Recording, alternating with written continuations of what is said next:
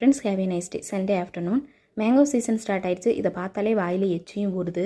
சின்னதாக தோட்டத்துலேருந்து மேங்கோ கிடச்சிருந்து அதில் உப்பு மிளகாய்த்தூள் ஃப்ளேவருக்கு ஒரே ஒரு பச்சை மிளகாய் வச்சு இடிகளில் போட்டு இடித்து சாப்பிட்டோம்னா இந்த டேஸ்ட்டாக அடிச்சுக்க வேறு எதுவுமே இல்லை. கிடச்சிதுன்னா ட்ரை பண்ணி பாருங்கள். அதுக்கப்புறமா லஞ்ச் ஒர்க்கு ஸ்டார்ட் பண்ணியாச்சு.